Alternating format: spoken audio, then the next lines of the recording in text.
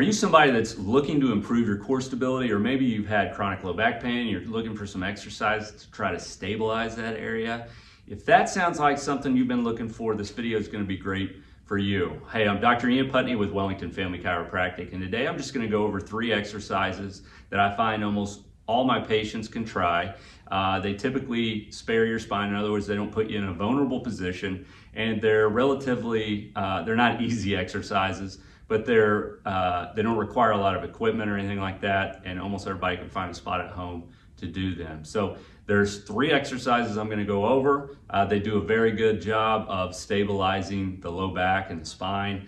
They're very good for people with low back pain. And maybe you're just somebody that has tried a bunch of different stuff at the gym, or you don't know where to start.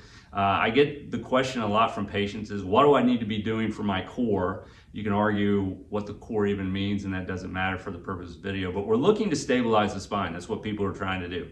So if you are somebody that's working on those areas and you just don't know where to start with these, and then you can build on it upon there. So the 3 exercises that I'm going to go over quickly here are called the bird dog, the curl up, and a side bridge.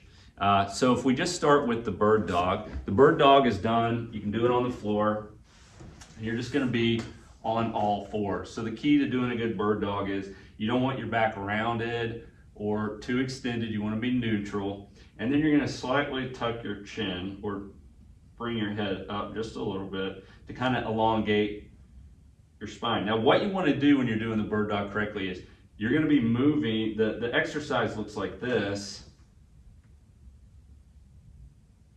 and then you alternate limbs. The key here is you do not want your ribs and your pelvis to flare when you're doing the exercise. So in other words, it's about keeping your rib cage and your pelvis relatively stacked on top of each other as you move. A lot of people will be here. This movement here is not what the exercise is all about, or they'll rush through it and do it fast or rotate.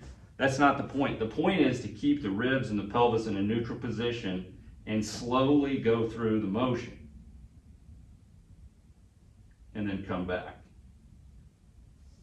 And then you switch sides.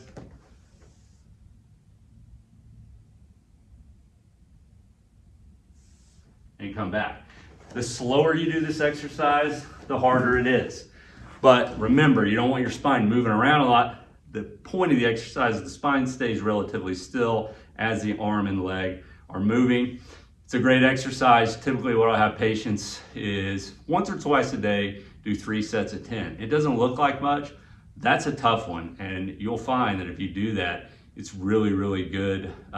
It's a good exercise that'll wear you out and improve your stability. The next one is the side bridge. For a side bridge, I'll usually have patients do it one of 2 ways. Sometimes they'll have their legs bent, and then they'll be doing the bridge from their knee. But you just need to be in the sideline position. The other way you can do it is you can stack your feet together, have one leg slightly in front, and then you're raising up. You've probably seen the side bridge before. One key to doing it well is I will have patients pay attention to this shoulder. A lot of times they're here and they're lifting up. You don't want your shoulder up in your ear. It's going to create issues with your neck or your trap. Push your elbow into the floor. In other words, like you're trying to push the floor away, okay? And then create some tension in the oblique or the side here. So in other words, you're kind of pushing your muscles. If I'm pinching my side, I'm going to push out into that pinch, and then I come straight up and hold. My microphone just fell out, but what I'd be doing here is I'd be holding this position. For some people might only be able to do it for 10 seconds. Other people may only be able to do it for 30 seconds, but what you can build up to is, 30-second reps of holding your position there. And the exercise looks exactly the same if you're doing it just with your feet on the floor. The next exercise is called the curl up. And what you're going to do for that is you'll be in a hook line position. In other words, you're going to be flat on your back with one leg bent with that foot on the floor. Now you want to put your hands underneath the small of your back or your low back. And that's just going to kind of keep your low back neutral and protect that little curvature in your low back. Your elbows can just rest on the floor. And you want to just really relax your shoulders for this and relax your head before you start. So you just relax And then what you're gonna do is slightly tuck your chin, and you're gonna curl up.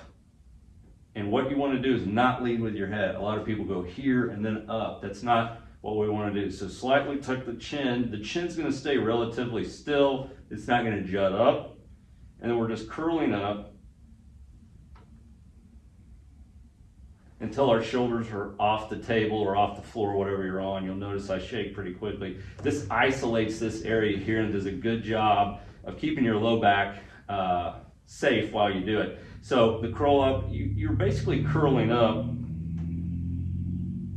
until the bottom part of your shoulder blades is about to come off the table. It's not a huge movement, but like I said, you can see I was beginning to shake because it isolates this area of the abdomen, and it's a really good exercise. Again, in conjunction with the side bridge and the bird dog, you're doing exercises that are gonna work 360 degrees of the core. That's a good set to do. It's a very common prescription for a lot of chiropractors or PTs or doctors that work with low back pain.